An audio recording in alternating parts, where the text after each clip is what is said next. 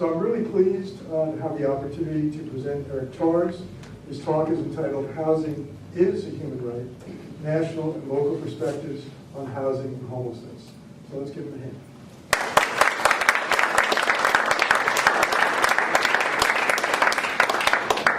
Thanks. Can you all hear me in the back? Yes. So thank you to the Eugene Human Rights Commission and the Community Coalition, and especially in fact to Ken, Lindsay, Richie, and Raquel for all their work in getting me here today. Eugene is extremely lucky to have such a vibrant local human rights commission, one that is taking leadership on homelessness as a local issue, but also that serves as a national leader on integrating international human rights into local policy. And I've been admiring Ken's work from afar for many years, so I'm really excited to be here today to learn as much as I am to share with you some of my thoughts on housing as a human right. So before I get too far, let me get a quick show of hands. How many people here believe that housing is a basic human right? Good. I was worried that I might have been in the wrong library.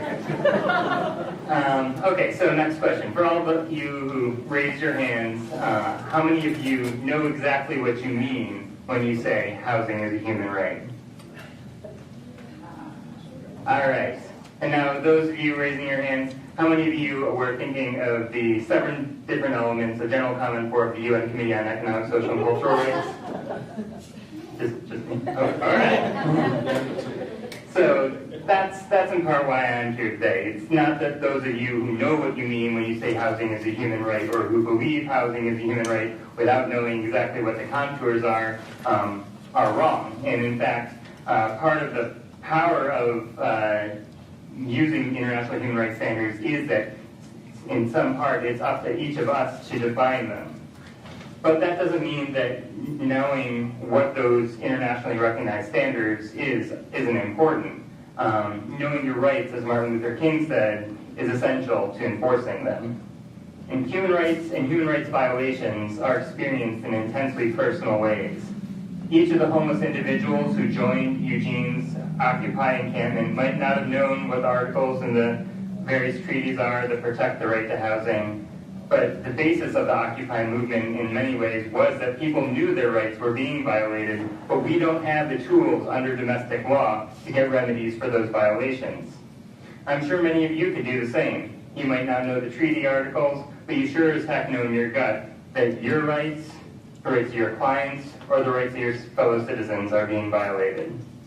But what made Eugene's Occupy movement effective was that it didn't just stand alone as a protest in the abstract. In disbanding, it demanded a remedy for the homeless people living in those camps who couldn't just go home. And a great experiment in local democracy took place with the Opportunity Eugene Task Force that met over the past few months to discuss the city's obligation to make sure those homeless folks who lost their temporary home at the camp had a place to go.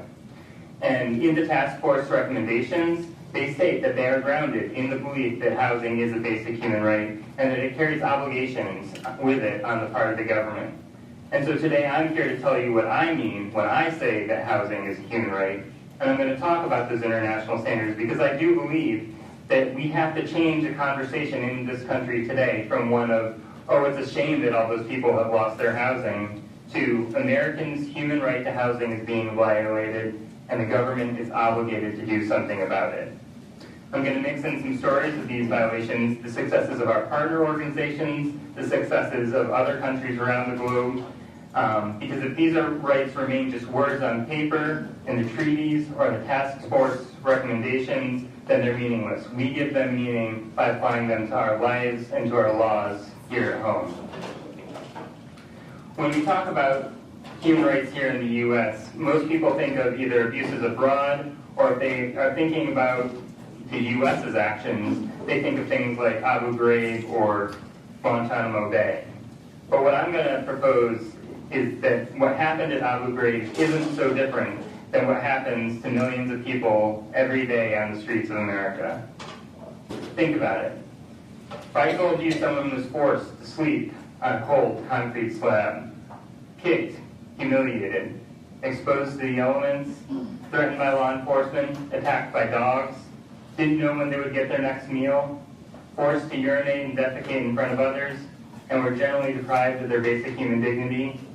Could you tell me if I was talking about a prisoner at Guantanamo Bay or a homeless person on the streets of Eugene? All right. So why is it then that when the government allows these conditions to happen to one of these victims, it's a human rights abuse, but when it happens to the other, it's just a question of economic policy? There are some differences, but the outcome is often quite similar.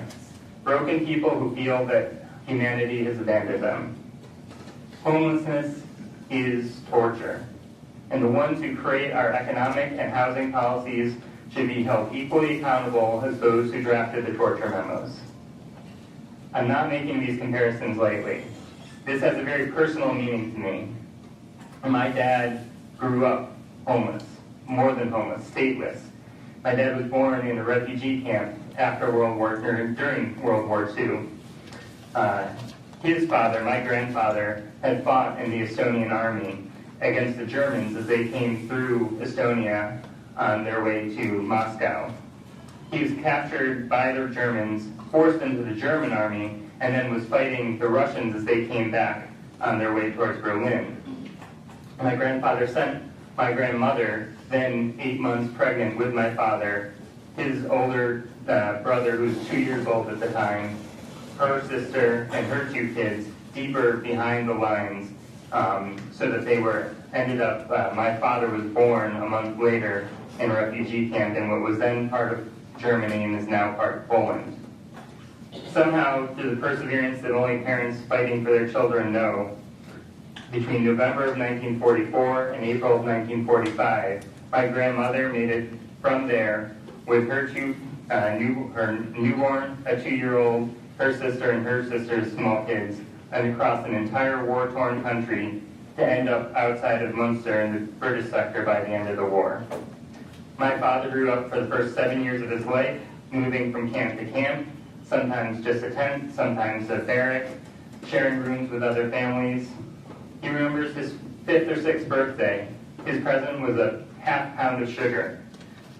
Some of this his mother used to bake him a cake, and the rest meant that he got to have sugar on his oatmeal for the next couple months and maybe share some with his older brother. He doesn't remember starving, but if you look at the 2 of us together, his arms and torso are longer than mine, but his legs are shorter.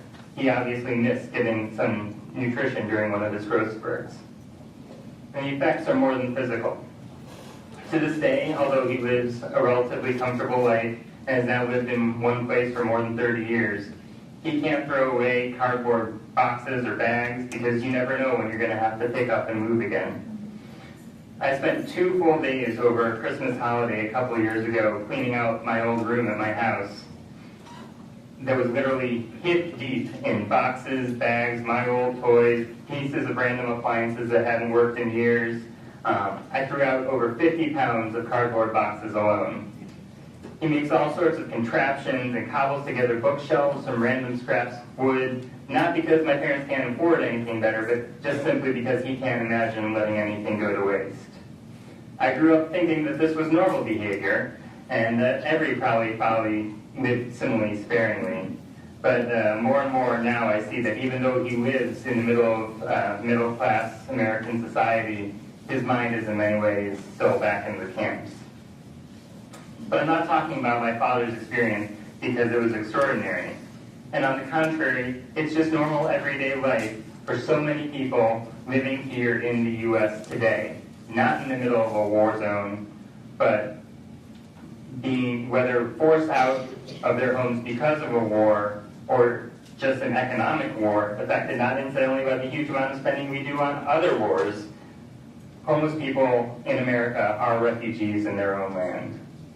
And just as international treaties protect the rights of refugees living outside their countries, human rights treaties protect the rights of those living inside their own borders. Thinking about the aftermath of World War II puts us in a good place to start talking about the international human rights system, because that's when it all kind of got started. In the midst of the Depression and the early days of World War II, Franklin Roosevelt said we were fighting for 4 freedoms: freedom of speech, religion, from fear, and of want. And in 1944, he affirmed this concept when he declared in his State of the Union address that the U.S. had adopted a second Bill of Rights, including the rights to a job at a decent wage, to health care, to Social Security, and of course, the right to a decent home. This linking of the freedoms we were fighting for abroad and the need to protect the economic interests of our country's most vulnerable was very explicit. FDR said, "Necessitous men are not free men," that poverty is a breeding ground for tyranny. So he understood that economic and social rights were intimately linked with civil and political rights that most Americans think of as their basic rights, those in our first Bill of Rights, the right to vote, fair trial, freedom from cruel treatment, etc. So after the war, FDR helped create the UN, and his wife, Eleanor, had a key role in drafting the Universal Declaration of Human Rights. And this explicit link was again made, economic and social rights standing side by side with civil and political rights. However, this was in the context of racism and of the Cold War, and the Universal Declaration was broken into two treaties: the International Covenant on Civil and Political Rights, supported by the Western Bloc nations, and the International Covenant on Economic, Social, and Cultural Rights, which is mostly supported by the Eastern Bloc. It took the U.S. until 1994 to even ratify the Civil and Political Rights Treaty, and although Jimmy Carter signed the Economic and Social Rights Treaty in 1978, it today has still not been ratified. So that's where we are today. The rest of the world has been talking about these things: the right to housing, the right to work at a decent wage, the right to education as human rights for the past 50 years. We in the U.S. are 50 years behind. But from Scotland to South Africa, people have been grappling with what those rights mean and how to make them real. We have made some good progress in the U.S. The civil rights movement got us a good way there. But as we've seen with the recent recession and the Occupy protests, people recognize that there's something missing. And that something is the economic and social rights that would bring us to not just equality in the law, but equity in our enjoyment of our basic human dignity. So that brings us back to where I started out. What does it mean when we say housing is a human right? Each of the human rights treaties created under the UN have committees that oversee their implementation. The Committee on Economic, Social, and Cultural Rights oversees the implementation of that treaty, and they draft what are called general comments, which are sort of like regulations in U.S. law. We have statutes that lay out the broad contours of the law, but then the regulations get down to the details. So the Economic Rights Treaty says that adequate housing is a human right, but the committee's general comment number 4 really fleshes it out. And even though we haven't taken the step yet of ratifying the treaty, these standards are still very relevant for our advocacy. Last year, for the first time, we developed a report card measuring the U.S.'s performance against these 7 standards that make up the right to adequate housing, which include the legal security of tenure, adequate availability of services, material, and infrastructure, affordability, habitability, accessibility, location, and cultural adequacy. I'll talk about a few of these so people get the idea, but so you know, all of this information about these treaties and the general comments and all is on our website at nlchp.org, so you know, it's all there. You don't have to write it down or try and remember it all now. So let's start at the beginning, the legal security of tenure. It means that part of the right to housing is the security of knowing that it can't be taken away from you arbitrarily. That's going to mean different things to different people. It could mean the right to getting protection in landlord-tenant court for a renter. It could mean the protection from foreclosure for a homeowner. It could even mean the right to stay in a tent when there's nowhere else to go for a homeless person. In any case, it's clear that the U.S. has a long way to go in meeting this aspect of the right. In terms of affordability, many of you may know that under HUD guidelines, affordability is usually defined at 30% of a household's income. By that standard, the U.S. is failing dreadfully. Here in Eugene, a person would have to work 71 hours at the minimum wage to afford the average 2-bedroom apartment. Across the country, millions of families are severely rent burdened, many paying more than 50% of their income for housing, which clearly puts the rest of their well-being in danger. And that's how the international system defines affordability. Housing is affordable when it doesn't threaten your other basic human needs.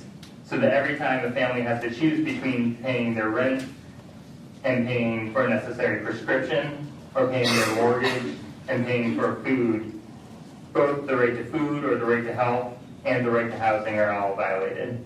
I'll take questions at the end. But I think it's kind of important. People are trying to solve the low-income housing problem. In Lane County alone, there are 17,000 people on the SNAP program with no income, zero income, and they're excluded from low-income housing. Zero-income people, and that's a big problem, I'm sure, throughout the U.S. Exactly.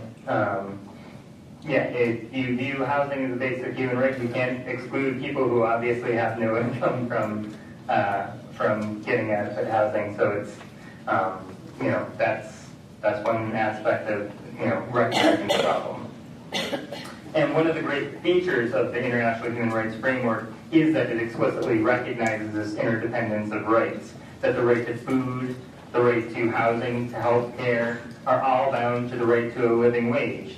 That the part of the right to housing is location and availability of services, meaning if you live where there isn't adequate public transportation to get you to work, or no hospitals for miles, or no grocery stores with healthy food or decent schools, that these are all violations of multiple rights, and all are required to make a person whole and guarantee their basic human dignity.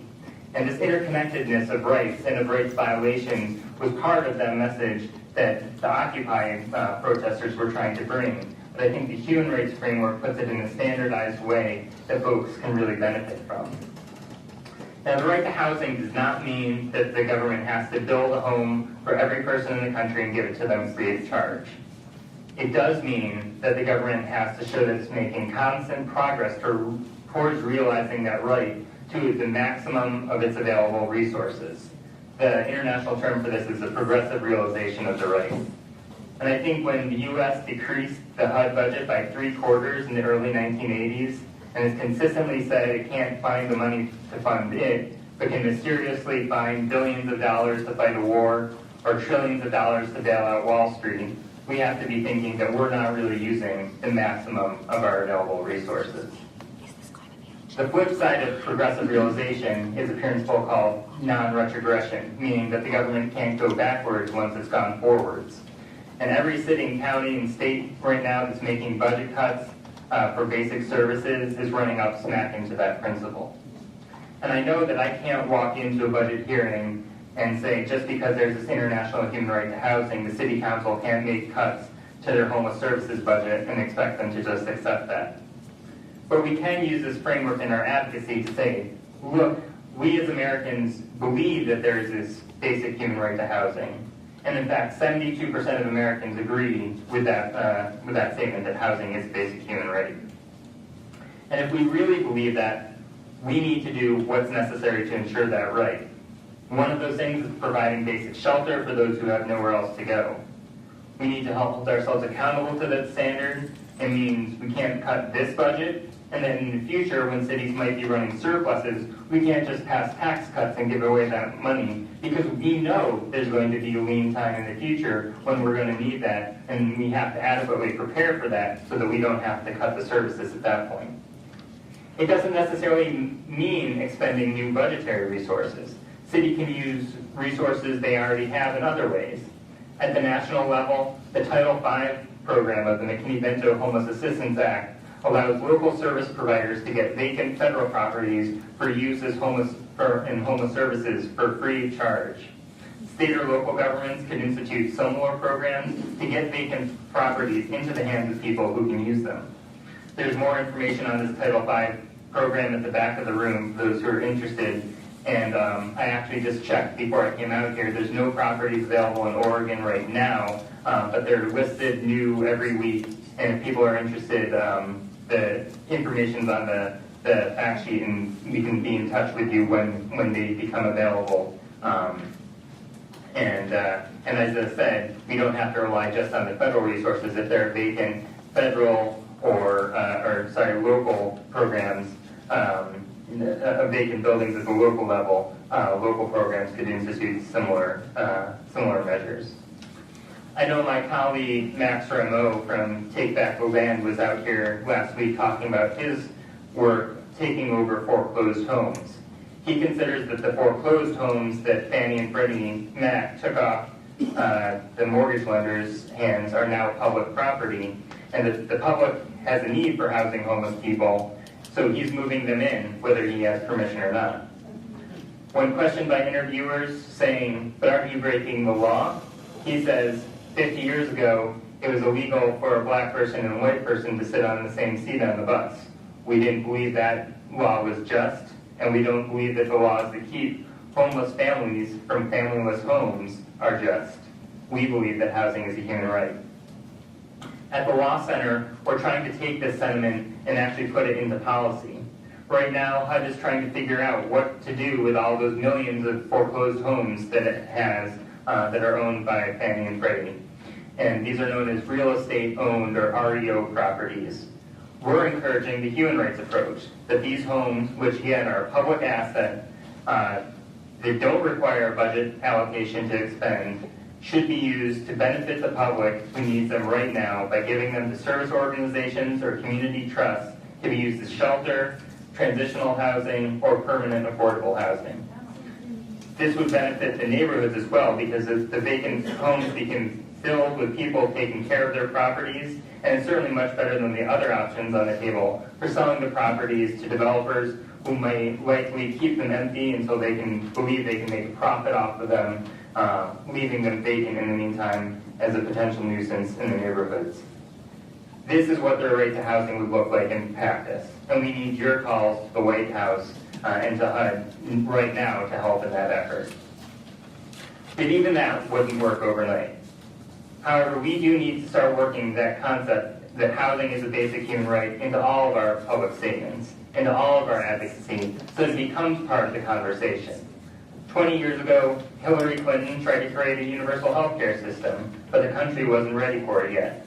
But over the past decade, groups all across the country have been systematically building a base of people talking about health care as a right.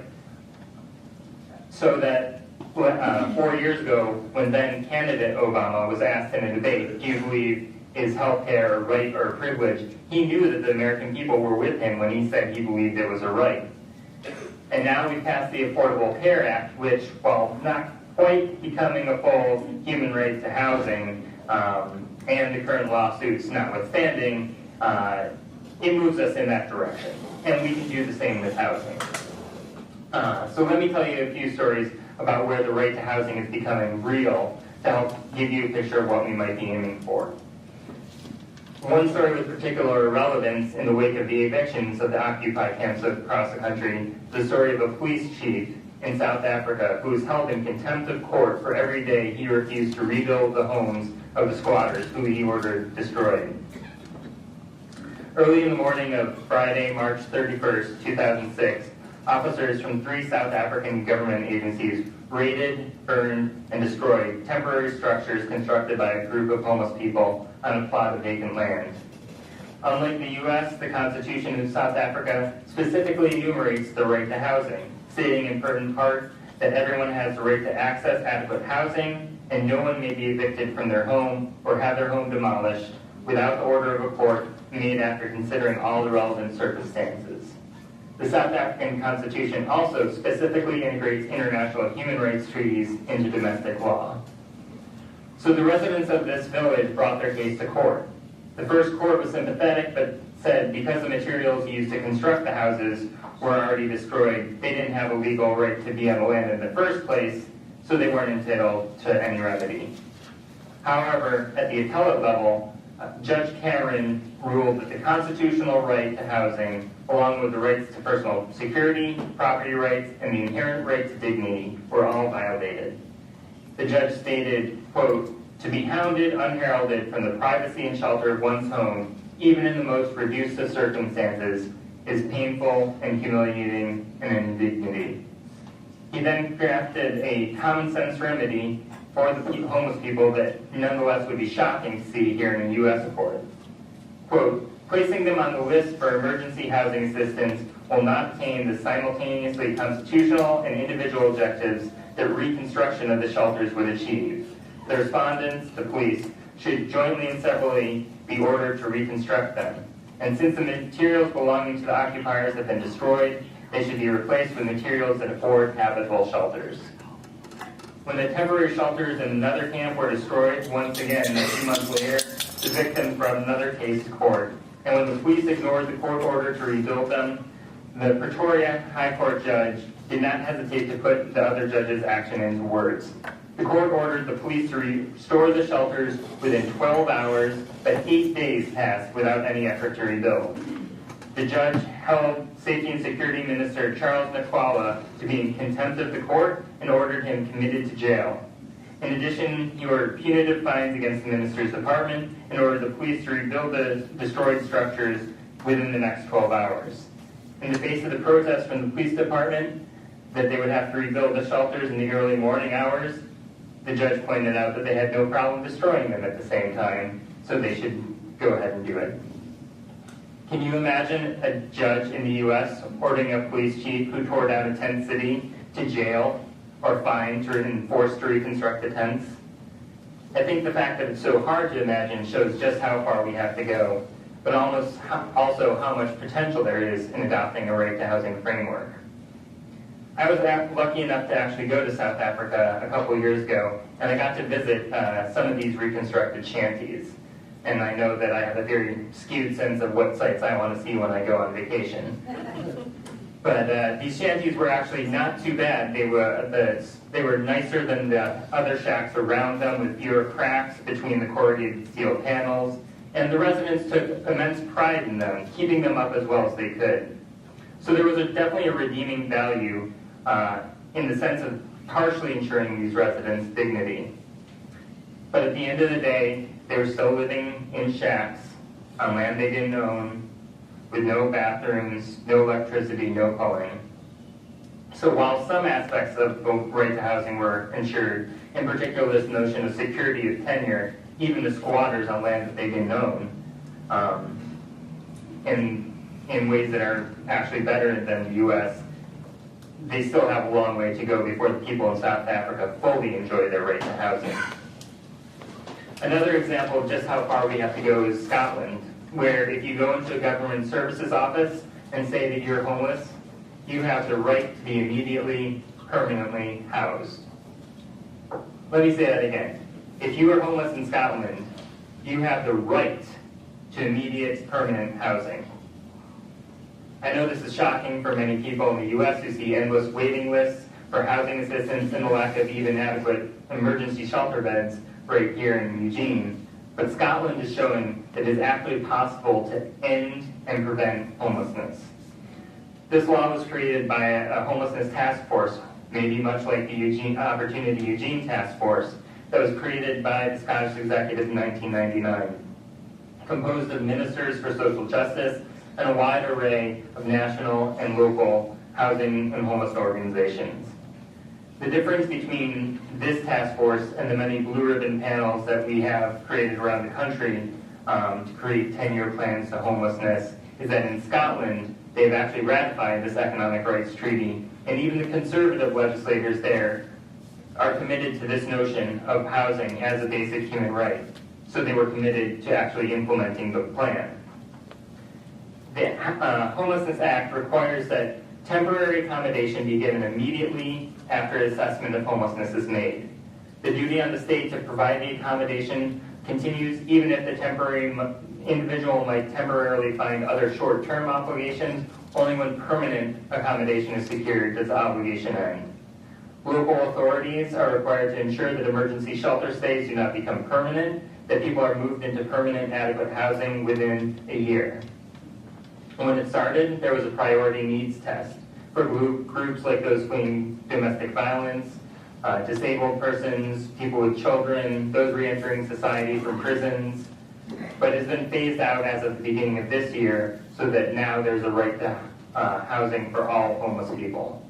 And again, I would note the difference from the American approach. While here, criminals are often excluded from housing or other government benefits, there, where housing is considered a basic right, criminals are considered a priority need of housing so that they don't have to turn to crime again just to make their basic human needs met. Placement into the housing is combined with a right to any service which provides support that the particular individual needs, with a view to enabling that person to occupy or continue to occupy the residential accommodation. But while it makes explicit that though this may cost more in the short term, there would be efficiency savings in not having to reprocess a high number of individuals who used to bounce on and off of homeless assistance. Additionally, families with children must be placed in housing appropriate for the whole family so that the children are not separated from the parents as they are in some U.S. jurisdictions. To prevent homelessness, the Act restricts landlords' ability to evict tenants when the rent arrears are due to a delay in the payment of public housing benefits. And landlords also have to notify local housing authorities when they're proceeding for evictions, so the authorities can focus resources on those threatened with eviction before they are out on the streets and allow for continuous care in the event of an actual eviction. This is combined with other policy initiatives like the mortgage rates law that allows for individuals in danger of foreclosure to sell their housing to a registered social landlord or a nonprofit housing provider. The social landlord can then rent the property back to the owners, preventing homelessness for the residents, allowing them to maintain their community connections, decreasing the burden on the state, and even decreasing the loss to the lender who would otherwise have to auction the property off at a loss. And I'm sure people can see the potential for a similar law here in the wake of our foreclosure crisis. When this law first came into effect, Scotland saw a significant rise in the number of applications for housing accommodation, but rather than trying to weed them off the rolls, the government actually perceived this increase in applications as a success of the law in reaching the previously invisible homeless population. I'm not saying it's paradise. There have been reports of some local governments shifting their burden around by paying other localities to house homeless population rather than building more affordable housing themselves. But at least they're housing the people rather than just letting them sleep on the streets. And again, this isn't some communist country. This is Scotland, with a conservative voting bloc in many ways as committed as ours. But their activists have been able to shift the conversation to one of how do we ensure this right to housing?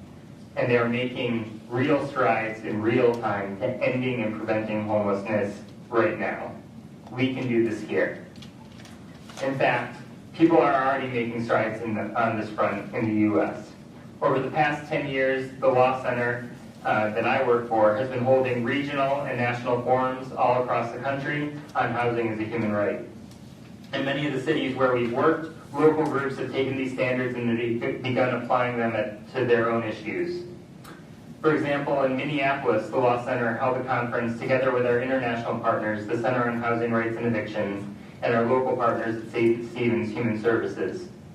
We got Congressman Keith Ellison to give our keynote address, where he said there that he believed that housing is a basic human right, and we held him accountable to that. Remember how one part of the right to housing is the element of security of tenure? Early in the foreclosure crisis, millions of renters who were living in buildings undergoing foreclosure didn't have this benefit of this protection. There are thousands of stories of families who've been faithfully paying their rent, only to come home to find that their landlord had been foreclosed on without their knowledge, and their belongings were out on the streets. So we worked with Representative Ellison to introduce the Protecting Tenants at Foreclosure Act that guarantees basic security of tenure to renters in these foreclosed properties. The act passed in 2009, and now renters' leases survive the foreclosure, and they have to be given at least 90 days notice before they can be evicted. There's a fact sheet on this law in the back of the room as well. This is a huge advance for the millions of renters across the country. However, the law is being unevenly implemented, and we're currently conducting a survey on its implementation. So if you have stories of people who faced evictions due to the foreclosure of their landlord, please contact us. Again, our information is on the fact sheets at the back of the room. At our National Forum on the Human Right to Housing last year, we strategically invited a number of federal officials to speak from the Departments of Justice and the Interagency Council on Homelessness. They came to speak, but we also had them there to listen to the stories of homeless advocates who told their stories within the human rights framework. And over the past 2 years, we've been working with these officials on a report on the alternatives to the criminalization of homelessness. The report came out just earlier this month, and in a small but very big step, the report contains a line that says, in addition to violating our Constitution's 8th Amendment, laws that criminalize the basic human behaviors like sleeping, eating, or even going to the bathroom outdoors when there's no alternative provided may violate the International Covenant on Civil and Political Rights and the Convention Against Torture, 2 treaties that we have ratified and are binding on us in the U.S. It's just one line in a much larger report, but it's a line that without a doubt would not have appeared a few years ago, and it's the first instance that we're aware of any domestic agency saying any domestic practice violates an international human rights treaty. The report itself has many other case studies and recommendations on ways to better and more cost-effectively handle homelessness than passing anti-camping or anti-panhandling ordinances. And as you go forward in addressing your local crisis, I definitely recommend checking this report out. These opportunities to bridge domestic and international advocacy don't just exist at the federal level. Our partners at Safe Ground and Legal Services in Northern California and Sacramento were dealing with problems of harassment of homeless people camping along the American River there. The city had even deliberately shut off the water fountains and padlocked bathrooms in the parks to make homeless persons' lives more difficult. We helped connect the local advocates to the UN Special Rapporteur on the right to water and sanitation, the top UN expert on water and sanitation issues. She was doing a mission to the U.S., and we had her do a site visit to meet with the leaders of the homeless encampments. The rapporteur put out a press release, and in her official report, she stated, quote, "In Sacramento, California, I visited a community of homeless people. I met Tim, who called himself the sanitation technician for this community. He had engineered a sanitation system that consisted of a seat with a 2-layered plastic bag underneath. Every week, Tim collects the bags full of human waste, which vary in weight between 130 and 230 pounds, and hauls them on his bicycle a few miles to the local public restroom. Once a toilet becomes available, he empties the bag's contents, packs the plastic bags inside a 3rd plastic bag, ties it securely, disposes of them in the garbage, and then he sanitizes his hands with water and lemon. Tim has said that even though his job is difficult, he does it for the community, especially the women. The fact that Tim is left to do this is unacceptable, an affront to human dignity, and a violation of human rights that may amount to cruel, inhuman, or degrading treatment. An immediate interim solution to ensure access to restroom facilities in public places, including during the night. This report received front-page coverage in the local newspaper and was the lead story on the network evening newscast. A few months later, after we helped the groups to file an official complaint with the rapporteur's office, she wrote an open letter directly to the mayor, again raising these concerns and again garnering huge media coverage, even reaching the national AP wires and the Huffington Post. The phenomenal thing was that all of these stories accepted the human rights framing. No one, not even the local Fox affiliate, said, "What's the UN doing sticking their nose in our business?" They all just accepted that these are, in fact, basic human rights, that we as Americans can't let our fellow citizens be treated this way, that we are the wealthiest country in the world, and we can and must do better. The advocates there are still working on permanent solutions, but they're doing so with a redefined political map. The mayor was compelled to publicly commit to the call for adequate water and sanitation, and hopefully moving beyond that to permanent safe ground for their community, and eventually to adequate housing. On the topic of tent communities, I know that's one of the proposals that came out of the recent Opportunity Eugene Task Force report, and we at the National Law Center are in fact coming out with a report next month on the growth of tent cities across the country, and their place in domestic and international law. It's a tough call for us because on the one hand, tent cities represent a facial violation of the human right to housing. Permanent tent communities are not adequate housing. Tent cities are America's de facto waiting room for affordable and accessible housing. The idea of somebody living in a tent or in any encampment in this country says little about the decisions made by those people who dwell within those tents and much more about our nation's inability to adequately respond to those in need. On the other hand, as long as resources aren't being appropriately allocated to the development of other affordable housing, and tent communities do exist, we believe that they should not be harassed, and preferably should be given some sort of basic security of tenure and basic water and sanitation services to help the residents live as dignified an existence as possible.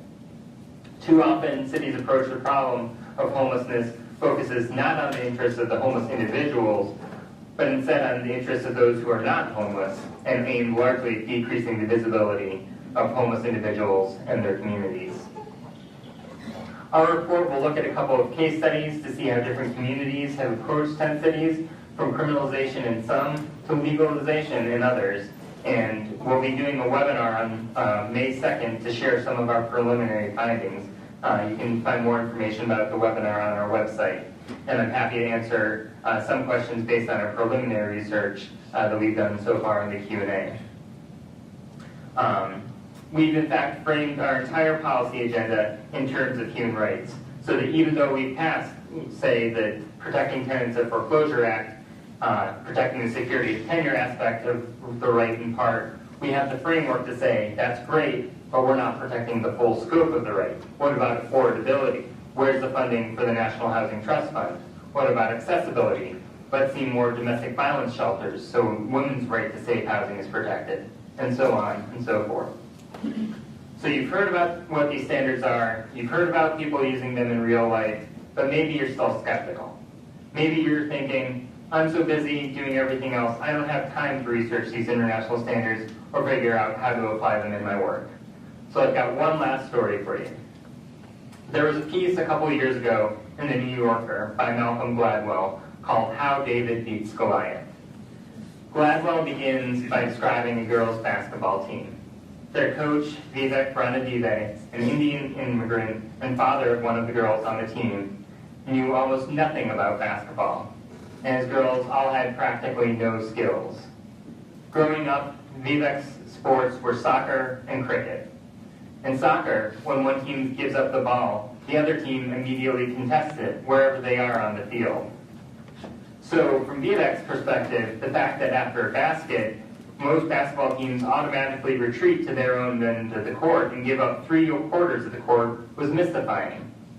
He decided that the only way for his girls to compete with the teams that obviously outmatched them in terms of skill was to not give up that court, to go to a full court press full time. He spent his practices with his girls concentrating on improving the girls' endurance to keep up the pressure, knowing he could much more quickly improve there than on their shooting or on running plays. Gladwell notes that the 18th century general Maurice de Saxe famously said that the art of war was about legs, not arms. So he gave his girls the legs to go the distance, and basically had them wave their arms wildly about anytime the other team got the ball. And his team won. And they won. And they won again on their way to the national championship tournament. If the other girls had been able to make it to the other end, they could have easily beaten Vivek's girls.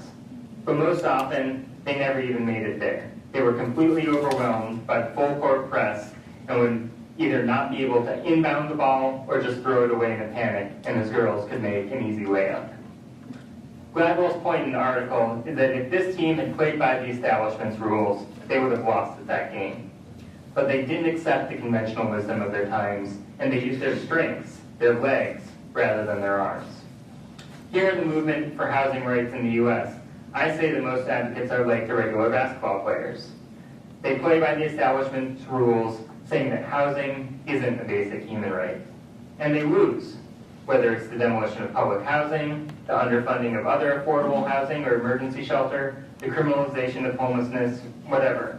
They give up 3/4 of the court rather than going with the best framework for talking about their issues, the framework that says housing is a basic human right and that people are entitled to certain treatment just as part of the government's obligation to uphold their basic human dignity. And instead they try and make do with the limited privileges and semi-entitlements granted in U.S. law. It's true that many advocates and lawyers have gotten very adept at using some of these tools in the U.S. system. And it's not that the underdogs never win using the establishment's rules.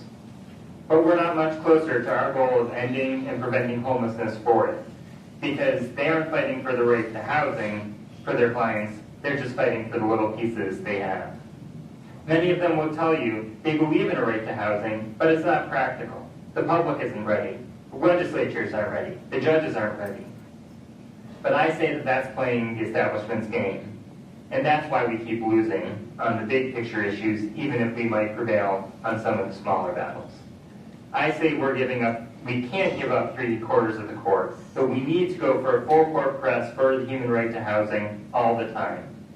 That means every public action, every press release, every court filing, every interaction with a client should be based in the human rights framework. It doesn't mean ignoring what you're doing already, and in fact, much of what activists are doing is already human rights work, whether or not people are calling it that. And it also doesn't mean using human rights in a non-strategic manner, just throwing in human rights references. There are going to be times when you push that more and times when you dial it back. But we're not going to win if we automatically keep conceding 3/4 of what we all really want at the end of the day. So as we all go on working to end homelessness, I encourage you to check out the materials at the back of the room, to go to our website, and to think more about how you can start thinking about your work in human rights terms. It can start with small steps, a brief reference in a press release, a footnote in a legal brief, talking with your clients about their rights as human beings, a conversation around a kitchen table. For those who want to get more involved, we at the National Law Center are here to help, whether it's developing a campaign, working on a legal brief, or promoting your issues to international human rights monitors. But I hope as you go on with your work, even if you're not defining it strictly by those 7 elements of General Comment 4, or talking about the progressive realization, or working with special rapporteurs, I hope you're all ready to raise up your hand, to not give up 3/4 of the court, and to say with us, housing is a human right. Housing is a human right. Housing is a human right. Housing is a human right. All right.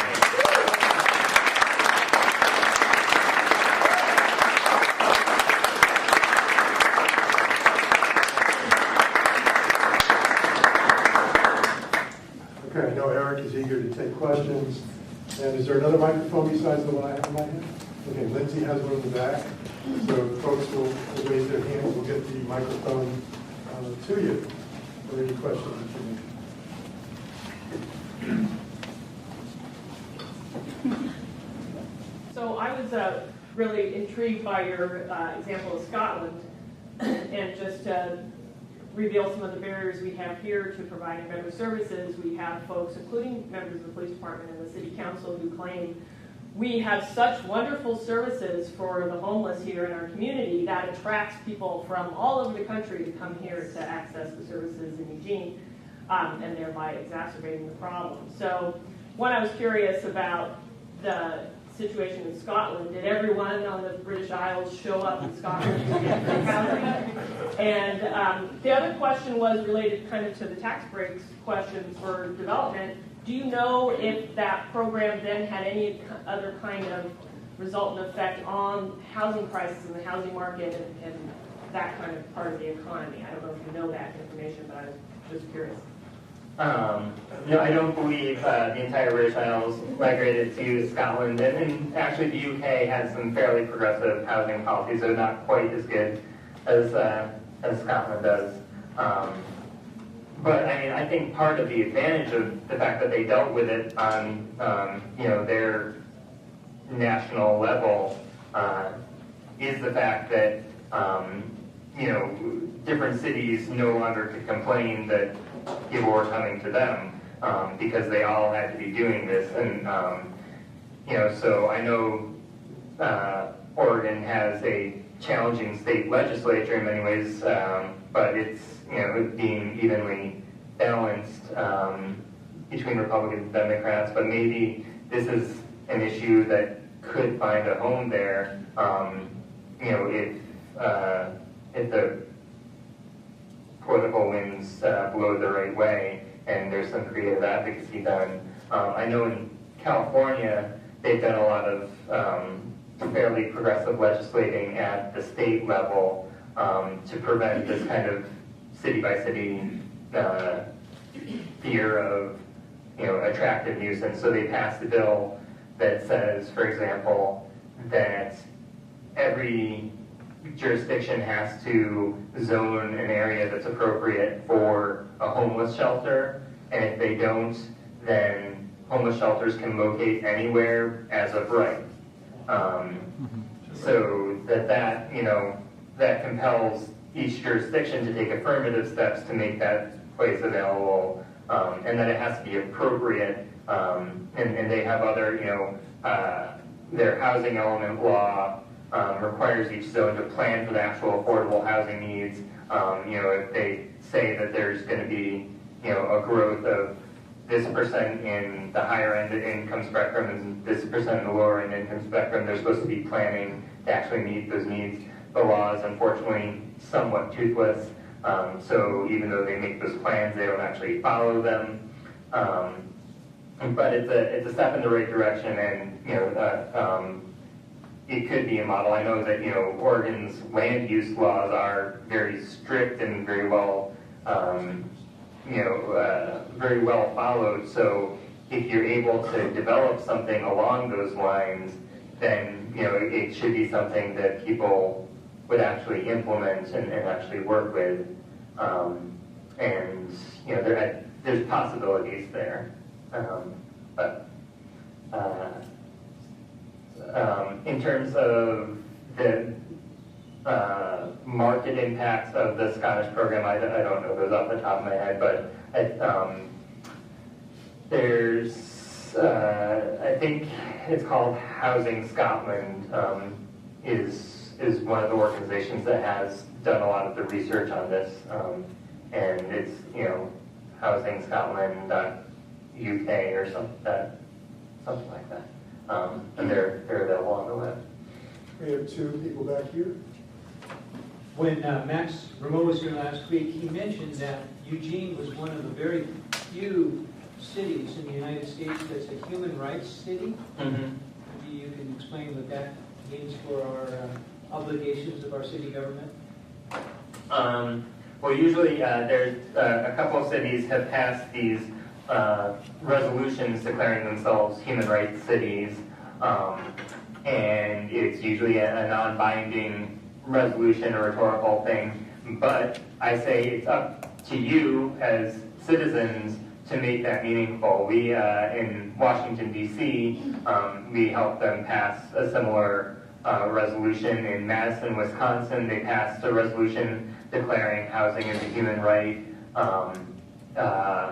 There's a number of other examples of these sorts of resolutions, and I say that, once they pass that resolution, it's up to the people to have a strategic plan to put in place to hold them accountable to that, to say, look, this $1.6 million tax break for this luxury student housing development is not in accordance with that. Or, if you want to do that, you need to do something at the lower end as well to, show that you are equally granting human rights within the community.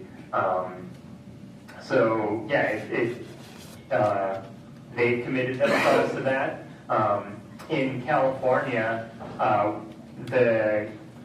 we have a mole inside the California Democratic Party who has put in the state Democratic Party platform that they believe housing is a human right. And so now all of our partners in California, whenever they go to speak to a state legislature, a county legislature, any Democratic legislator in the entire state of California, they say, look, you as a Democrat were elected on this platform that you said housing is a human right. Here's my current issue. This is what it means in this local situation. And it's just starting to use that language of human rights as part of the conversation and make it meaningful. This work that I'm doing at the national level, we're building this plane as we're flying it. We're making it up as we're going along. We're pulling ourselves up on our bootstraps. The report, so this U.S. Interagency Council report that says that criminalization of homelessness might be a human rights violation cites to one of our reports that we gave to them that they were aware of because we brought them to our national forum on the human right to housing, and we're talking to them about these things in human rights terms. We just have been working to familiarize them with the language, to give them the resources that they need, and then now it's cited in an official government report, and that means the next time we have a court case, we don't just cite our own court case. We say, look, the DOJ, which is part of the Interagency Council, thinks that this is a human rights violation, so the court should rule in accordance with that. Once we have that court case victory, we cite it in the next court case. It builds on itself. So I definitely don't pretend to have all the answers at this point, but the more we start using it, the more it will become effective. Basically, that's where we're going with it. We're going to take one more question back here. Eric comes from the East Coast. He's operating on jet lag. He's doing really well, but we don't want to push the